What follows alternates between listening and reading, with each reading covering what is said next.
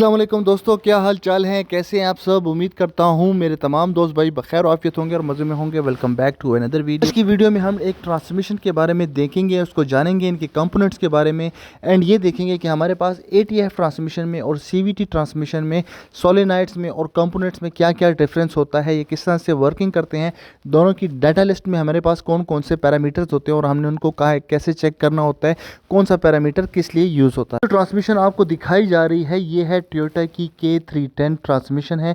इसके अंदर हमारे पास जो कंपोनेंट्स होते हैं वो होते हैं, हमारे पास PNP स्विच असेंबली होती है, रेवोल्यूशन सेंसर होता है जिसको एंटी रेवोल्यूशन सेंसर कहते हैं, एक हमारे पास स्पीड सेंसर होता है इन, एंड एक हमारे पास स्पीड सेंसर होता है आउट। इसके अलावा हमारे पास एक प्रेशर स्विच होता है और हमारे पास वाल्व प्लेट भी होती है जिसके अंदर सोलेनॉइड वाल्व्स लगे होते हैं।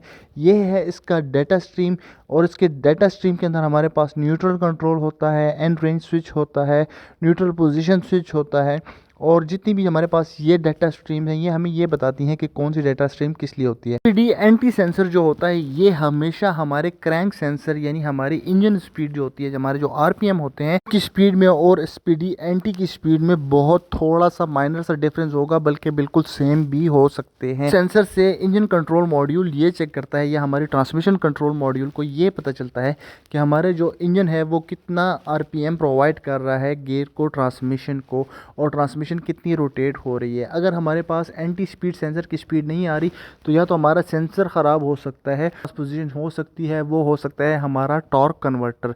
जब भी हमारा टॉर्क कन्वर्टर बीच में इंगेज नहीं हो रहा होगा तो उस टाइम पे हमारे पास जो स्पीड एंटी होगी वो 0 की पोजीशन पे आएगी और इंजन RPM हमारे नॉर्मल होंगे। डाउन स्विच हमारे पास एक पैरामीटर होता है, जब भी हम एक्सीलेटर पैडल को फुली डिप्रेस करते हैं तो उस टाइम पे जिस गियर में एक डाउन करता है, तो जब भी हमारे पास एक्सीलेटर पैडल फुली डिप्रेस्ड होगा तो उस टाइम पे वो ऑन होगा, और जब हमारा एक्सीलेटर पैडल रिलीज होगा उस टाइम पे ये ऑफ होगा। डाउन स्विच जब भी ऑन होगा तो उस टाइम पे गाड़ी अगर 5th गियर में जा रही है तो वो 3rd गियर में या 2nd गियर पे शिफ्ट कर जाएगी। गाड़ियों के अंदर हमारे पास पैडल शिफ्टर्स होते हैं, पैडल शिफ्टर की मदद से हम गाड़ी की शिफ्टिंग को कंट्रोल कर सकते हैं। उसके लिए हमें कुछ गाड़ियों में हमारे पास स्पोर्ट्स का ऑप्शन होता है, कुछ में हमारे पास मैनुअल मोड MT होता है, उसमें हमारे पास गियर लीवर को हमने M पे लाना होता है और हम अपनी शिफ्टिंग को पैडल शिफ्टर से कंट्रोल कर सकते हैं। गाड़ियों में हमारे पास स्पोर्ट्स का ऑप्शन होता है, उनमें हमारे पास sports shift up and sports shift down के 2 पोजीशंस होंगी। जब भी हम पैडल शिफ्टर पॉजिटिव को प्रेस करेंगे तो स्पोर्ट्स शिफ्ट अप पे जाएगा, और जब भी हम नेगेटिव को प्रेस करेंगे तो स्पोर्ट्स शिफ्ट ऑन का स्विच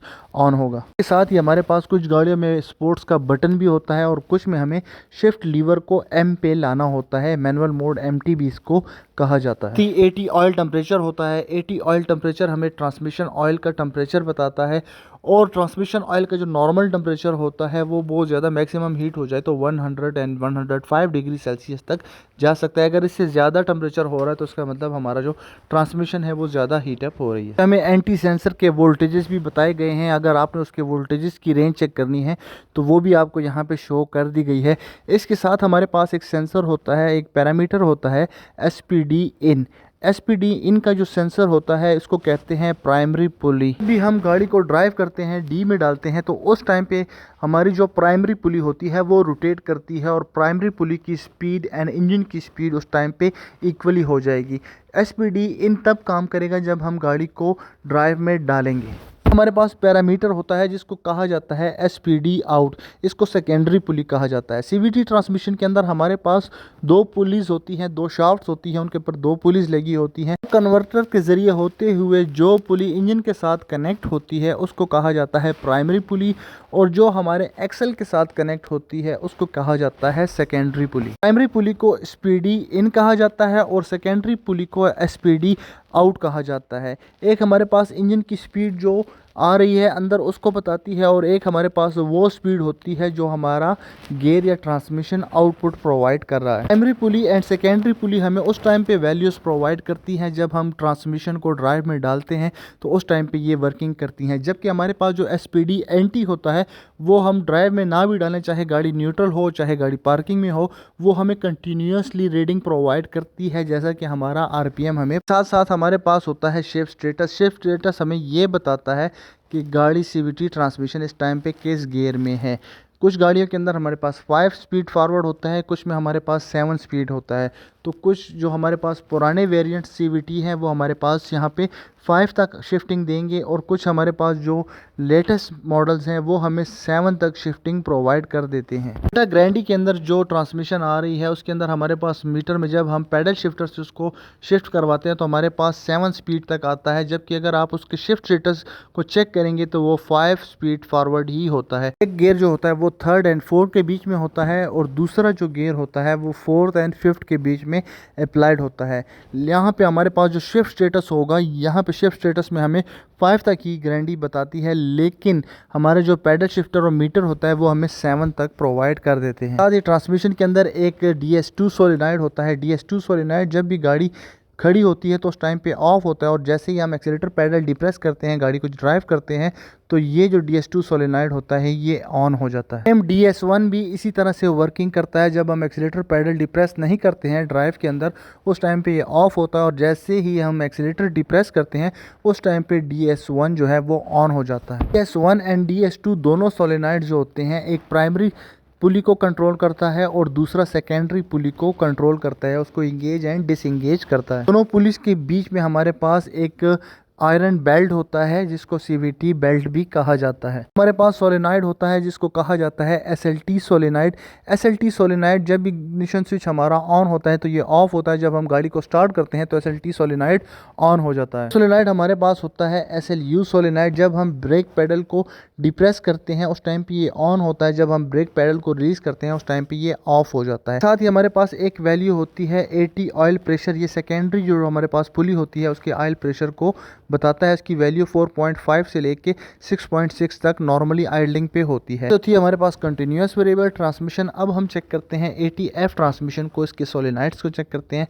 इसमें हमारे पास कौन कौन से स्पीड सेंसर्स होते हैं। ATF ट्रांसमिशन में हमारे पास SLU, SLT, ST, S1, S2, SPD, NT, ये सारे हमारे पास पोजीशंस होती हैं। चलते हैं और देखते हैं डाटा स्ट्रीम के अंदर हमारे पास डाटा स्ट्रीम के अंदर ये क्या वैल्यूज़ प्रोवाइड करती हैं, कौन सा सोलेनॉइड किस तरह से ऑन होता है, किस तरह से ऑफ होता है, ये सारा इसका पैटर्न चेक करते हैं। ये बिल्कुल उसकी तरह सिमिलर ही होता है।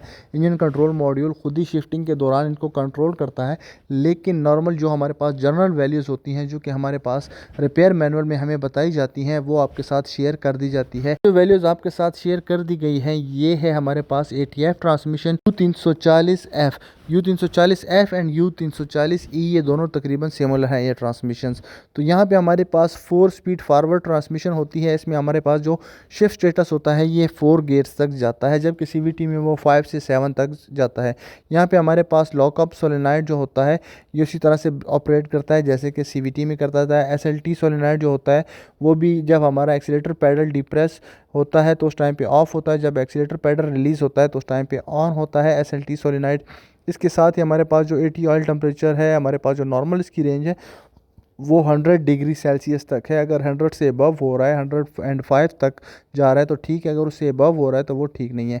और SPD NT जिस तरह हमारे पास CVT में वर्किंग करता है उस तरह SPD NT हमारे पास सिमिलर इंजन RPM ही हमें यहाँ पे शो करता है SPD NT के ज़रिए। इस सोलेनॉइड जो होता है जिस टाइम पे हम ड्राइविंग कर रहे होते हैं 3rd से 4th गियर में जाते हैं उस टाइम से ये ऑफ से ऑन हो जाता है, और वापस जब 4 से 3rd पे आते हैं तो उस टाइम पे ये ऑन से वापस ऑफ पे आ जाता है। और उसके बाद वापस शिफ्ट होने के बाद वापस इसको engine control module full time on नहीं रखता है, ये सिर्फ 3rd एंड 4th के टाइम पे शिफ्टिंग के टाइम पे ये ऑन किया जाता है। बेसिक इसका पर्पस होता है 3rd से 4th गियर में शिफ्ट करने के लिए। हमारे पास एक्टिव टेस्ट होते हैं शिफ्ट सोलेनॉइड्स को चेक करने के लिए, उनको ऑन ऑफ करवाने के लिए और हमारी शिफ्टिंग को कंट्रोल करने के लिए। उनको कैसे कंट्रोल किया जाता है, कैसे चेकिंग कर दी जाती है, ये सारी आपके साथ वीडियो में शेयर कर दी जा रही है। आप वीडियो को एंड तक लाजमी देखें जिससे आपको ये पता चलेगा कि कौन सा एक्टिव टेस्ट हमने कैसे परफॉर्म करना है, उसके लिए कौन कौन सी कंडीशंस होनी चाहिए। उम्मीद करता हूँ कि आपको ये वीडियो पसंद आई होगी, आपको ये वीडियो अच्छी लगी होगी। वीडियो आपको पसंद आई हो, अच्छी लगी हो तो चैनल को लाइक शेयर एंड सब्सक्राइब ज़रूर करें। आपका भाई आपके साथ मिलता है एक नेक्स्ट वीडियो में एक नए टॉपिक के साथ। तब तक स्टे ट्यून। अल्लाह हाफिज़।